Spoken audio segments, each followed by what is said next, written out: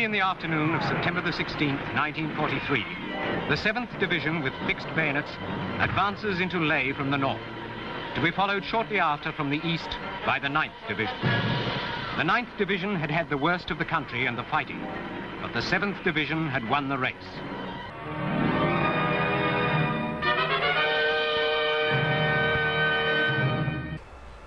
Well, g'day everyone, it's Warren here from NQ Explorers. We're on a little expedition into an army camp. We've got a few hours this morning before lunch because there are storms and rain predicted for this afternoon, so we'll get a few hours in this morning before the weather turns bad.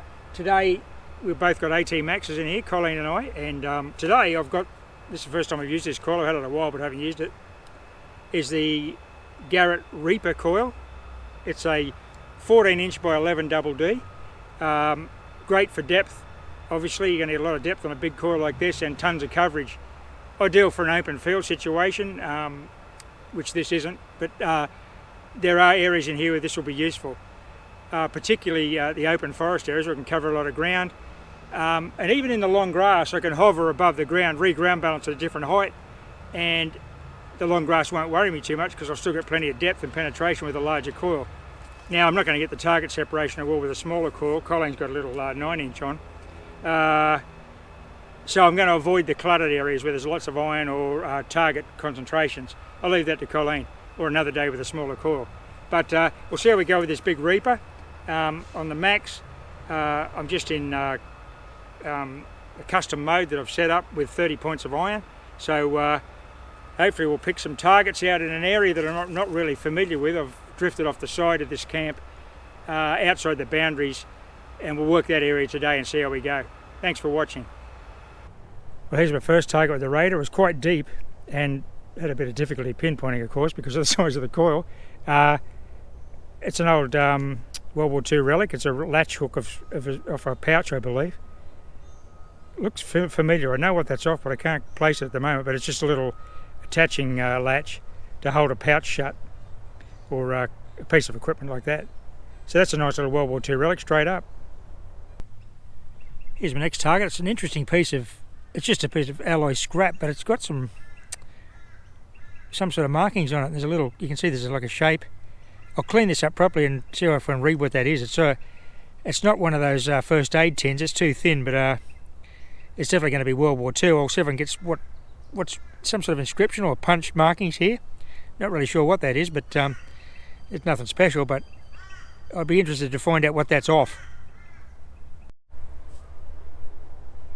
Okay, that's where I got that little scrap of alloy. Tiny little bottle dump here, 3 little bottles I've just pulled out, all broken. World War II era, probably cordial. Soft drink bottles of some description. You do get Coke bottles in here. Actually, has that got writing on it? No, just dirt. Okay. I'm actually in an area of the camp that I haven't been before. I'm on the fringes. I'm outside the bounds of the camp, so what I'm looking for are random drops, really. People, I mean, there was, thousands of troops here over a period of 4 or 5 years, so they definitely wandered through this area. Probably down to the creek for a swim. So anything's possible. I have found coins in this area before, just random drops. Hope springs eternal.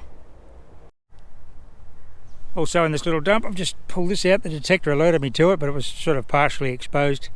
An old enamel pot lid or massive teapot lid. I'd say it's a pot lid with the flat teapot you'll have a dome top. That's definitely World War II period, from when the army was here. It's a beautiful old ceramic lid. Maybe I'm near the cook's residence. Okay, with a big search coil like this, you work to its strengths, and such as this open forest behind me. I've got to avoid the areas where there's large target clutters and lots of iron because I can't separate the target so well with a 14 inch coil. It's great for sweeping large areas. Yes, I'm going to get depth too, but it's about coverage for me in here at the moment because none of the targets here are terribly deep. I have dug some areas in here where there's been hillside wash where you get quite a bit of deposition on top of the old World War II stuff, which 70 years ago. But down in here, despite the recent rain, because of the forest cover, the grass isn't too bad. So I'm going to get really good coverage walking through this area down here with the larger coil. Well, I've got a few things here. First of all, I found foil, like the old cigarette foils. Yeah. And so I thought, oh, well, someone's been here. Anyway, just in this same area, I found this really old toothpaste. I think it's toothpaste, but old tube head. And then right next to it, right down here, I found a coin. So it looks like it's a penny. I'm not quite sure what type it is yet, but I'd say it'd be a wartime penny, wouldn't it? Oh yeah, awesome. Yeah, That's yeah. awesome. Okay, I'll clean it up and we'll see what it is. Righto. Nice work. Righto, that's pretty clay encrusted, that coin. It's about to get the date off it. It's a KG6 kangaroo. It's probably a 43, 44, 45, we're guessing. But we'll subtitle the date and get some still pics. Nice work.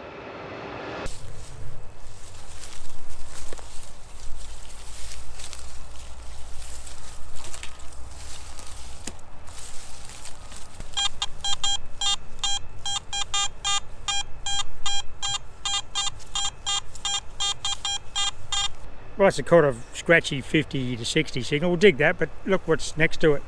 There's an old Peck's fish paste bottle, which is broken, unfortunately. That's definitely World War II. And probably this is a Holbrook sauce, probably in the condiments area. Okay, well, let's dig this target and see what it is. Okay, here's the target, nothing sensational. Well, the discriminator didn't think so either, really. It was folded, I've just opened it up. It's a piece of alloy foil, the top off the old World War II and later milk bottles. That's everywhere through this camp. Generally they ring up in the 40s. When it's crumpled up you might get into the 50s, which is what you saw then with the machine. Well, there's another piece of World War II cookware, more enamel lid. That was a 92. It was a large target, which was evident when I swung across it. I thought it was going to be a drum bung or something, but similar conductivity. A saucepan lid, I'd say. Near those old bottles we just had a look at.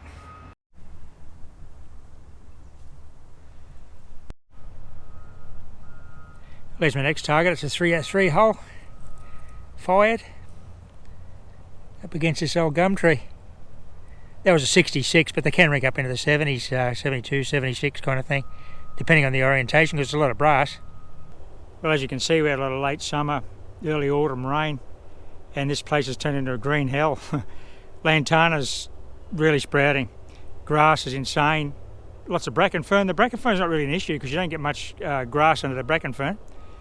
That's detectable, but I'd say it could be years before some of this is detectable again, because really, unless you get a fire, and the bush fire brigade are onto it pretty quick if there is a fire. You don't want a fire, but look how much fuel's in here.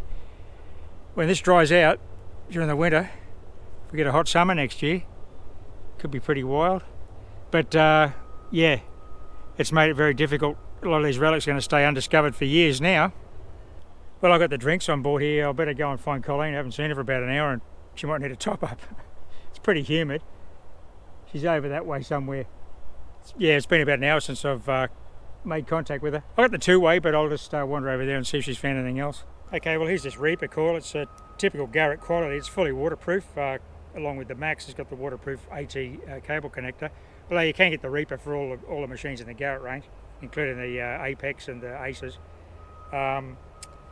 14 inch by 11, double D winding. Disadvantages, let's look at that first. Well, it's heavier than a normal coil, so you're going to have to take a bit of weight.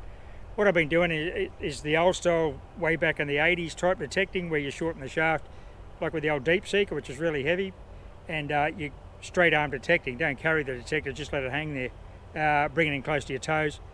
Make sure you've got boots that are suitable for what you're doing. Particularly with Max, because it is really sensitive in the periphery of the coil, this particular detector, and if you go into all metal mode, it'll pick up your pick if you sort of got it too close, even if it's up in the air. Something to consider.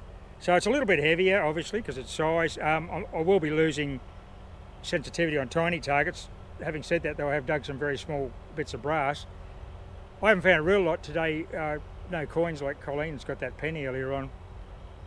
Simply because of where I'm detecting. I'm staying away from the concentrated target areas up in the main camp area, and I've wandered about 500 or 600 metres out into the bush, where really there haven't been any I went for a big loop and I didn't get a single target. I was looking for random drops where people have wandered or maybe camped out, or there'd been a bit of a firefight practice firefight. There's a grenade range way out, but I didn't go that far. So yeah, lots of coverage, lots of good depth, and I'm still getting small targets. I haven't shown you many of them. They're just little bits of brass and a lot of that milk bottle top alloy scrap. But all in all, great call to add to your inventory. This is my next little find. It's only tiny. I think it's a little brass cap of some kind. It seems to screw.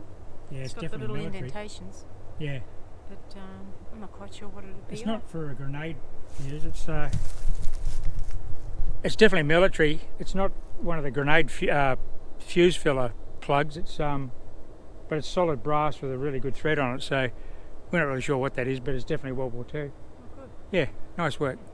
Remains of a World War II battery here. You can see the cells. Might be near the motor pool or something. Not sure. That's what that is, though. This was victory for two of the crack divisions of the AIF. And to the victors went the spoils of war. Into the shambles that once was Ley, the Australians advance, now unopposed.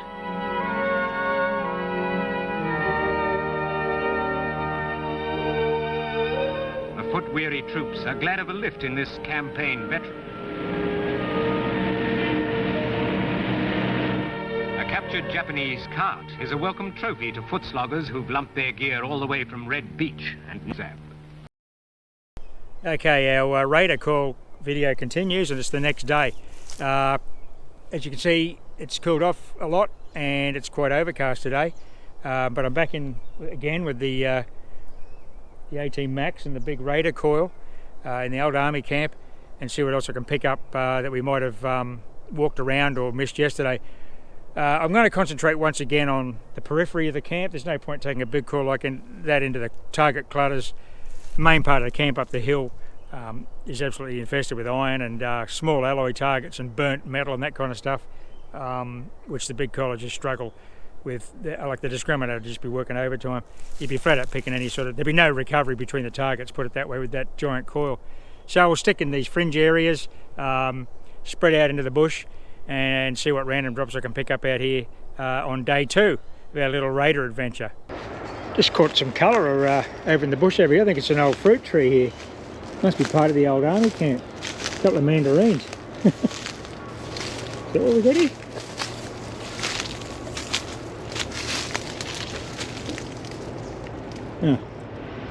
Oh, mandarin tree. I've never spotted this before. Wow. I don't know if I'd eat them, but I'll investigate that a bit further. I think they're mandarins, although they look a bit too spherical. It's definitely a citrus. It's got the big spiky branches on it. It's struggling a little bit here. Doesn't get a lot of sun, I guess, but it's bearing fruit. Well, this finds a good example of the big coil working out for me. Really deep grass here up against this little gum. I got a sort of a scratchy signal. It was, the target ID was on and off. Got better as I dug down, 76, and I've got a little pistol round at good depth there. Fired pistol round. Not sure what that'll be. I guess I'm using 38s and 45s, and it's obviously not a 38. Smaller than that, but anyway, I'll see if I can get a head stamp off that little round. But that was really deep. Okay, same deal as the last target. I pulled back the grass and got the coil in under the grass, which is laying over, it's that deep. It's jumpy, so it's probably going to be a pistol round or could be a 303 hole. I'll keep digging here because it's a bit difficult to film this with all this grass, and I'll get you back out when I got the target out of the ground. Okay, target's out. I think it's a little lead nugget. I don't think it's a fired bullet, I'm not sure what it is, but it's definitely lead. Really good depth there, probably 12 inches on that coil. Once again, nothing sensational, but proving the use of a big coil does work in these kind of conditions. Could have been anything from a coin to a World War II badge. Okay, I just came down through this area where I've got a lot of blips and bleeps The discriminator was working really hard on that big coil attached. Up in that area may have been a hut. There was a broken Vaseline jar and a lot of scrap iron, small scrap iron. Came down here, got a solid 75 both ways. I thought it was going to be a 303 hole, but it may be a coin. I think it's a halfpenny. Very heavily encrusted. Appears to be a coin unless it's a washer, or a grommet, which is quite possible. At 75, the tarp grommets come up at 75, so that's what it could be. Pretty sure it's a tarp grommet. Yes, it is. Just to the shape, it was suspicious. You can see this. Yep. Okay, well that's a good thing. No detectorist is going to walk past that. So that's definitely World War II. Nice one. Well, I just got a nice World War II find. The tarp grommet was just there. Usually where there's one, there's many, because the whole tarp usually bit the dust. But this was only a 65, but it was a very solid signal. It turns out it's a spoon bowl that I've detected, and World War II cutlery coming out of the ground in pristine condition. Look at that. Probably Albright nickel silver, Australian Army issue. That's an absolute ripper. Well, I've sort of stumbled in an area that's sort of well outside the camp. We're getting tarp loops. I did notice that broken Vaseline bottle and a spoon. The troops were here outside the main encampment, maybe bivouac for a night or two. Well, it's a pretty amazing find with that big coil right next to the spoon. As you can see, it's a steel pin with a knob, which is probably brass or copper. I'm pretty sure it's a map pin, an army map pin. Now, I'm just making this up, but this was a training camp, and it did exactly the sort of item you'd expect to be used in here for marking locations on the map. Quite possible. There was a little, could have been some sort of hut here, or a easel set up with a little training session going on. Navigation maybe, and someone dropped their spoon. Pretty sure that's what that is. Next target from the spoon patch is this little tarp grommet, small one. Could be off at equipment, but I'd say it's a small tarp, or poncho maybe, poncho grommet. And then with that poncho grommet was this pistol round. Next target, same location, is a piece of a knife blade. Don't often find these.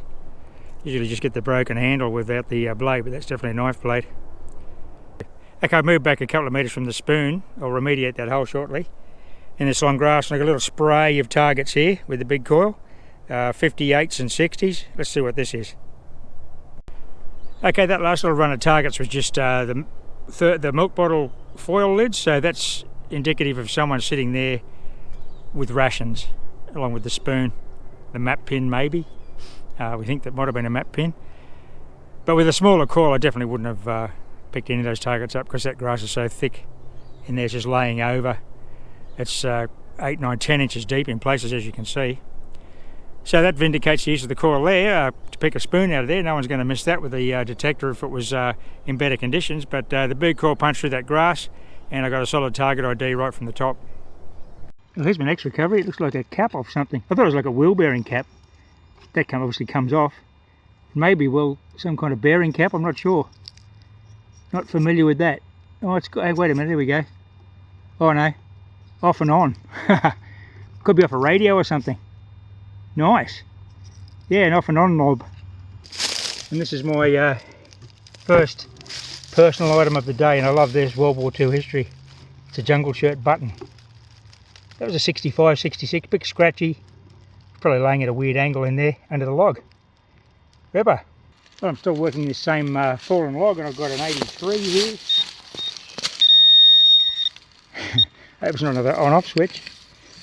It's just, oh, what's this? It's another. What is this? Wow. These are all like fittings of.